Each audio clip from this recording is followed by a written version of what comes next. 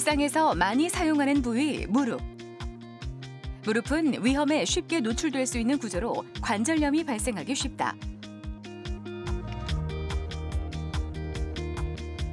특히 퇴행성 관절염은 대표적인 노인성 질환으로 꼽히지만 노화가 원인이라기보다는 무릎 관절을 많이 쓸수록 2차적 변화가 일어날 수 있어 인식의 전환이 필요한 질환이기도 하다. 오늘은 어떻게 불편해서 오셨어요? 제가 몇 년 전에 농구를 하다가 무릎을 심하게 다쳤었는데 그 당시에는 좀 괜찮아져가지고 병원을 안 찾아왔다가 최근 들어 다시 좀 무릎이 많이 안 좋아져서 통증이 생겨서 찾아왔습니다. 그럼 일상생활 하시면서 어떨 때 제일 불편하신가요?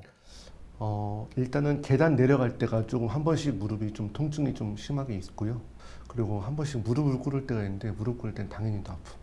현재 운동을 지금 못하고 계시겠네요? 네, 맞습니다. 그러면 일상생활은 어느 정도까지 하세요? 걷기 정도만 하고 있습니다. 퇴행성 관절염의 가장 흔한 증상이 바로 무릎 통증이다.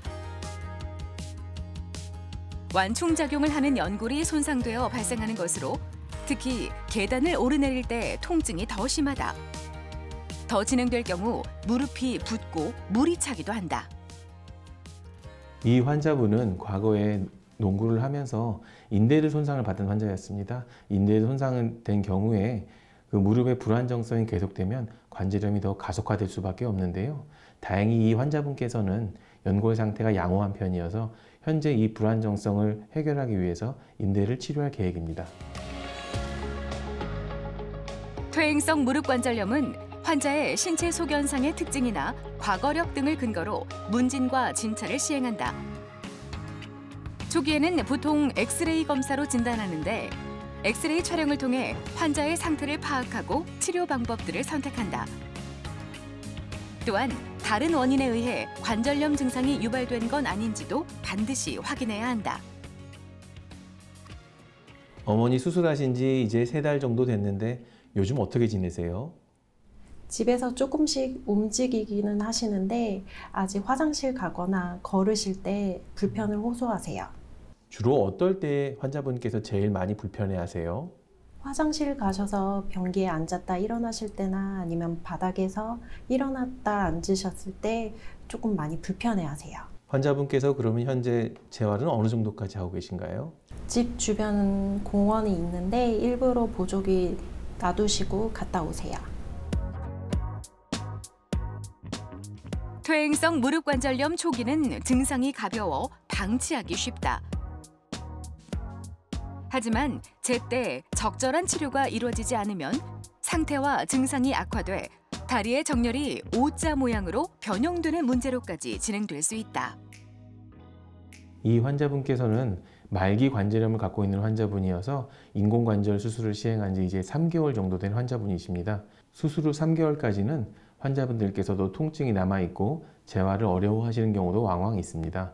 그럴 때 의료진과 상의해서 적합한 통증 치료 그리고 환자분 상태에 맞는 재활 치료를 하는 것이 중요한데요. 그런 과정을 거치고 나면 수술 6개월, 한 1년 정도의 사이에서는 대부분 환자분들이 매우 회복을 하시고 굉장히 일상생활로 돌아갈 수 있는 경우가 많이 있습니다.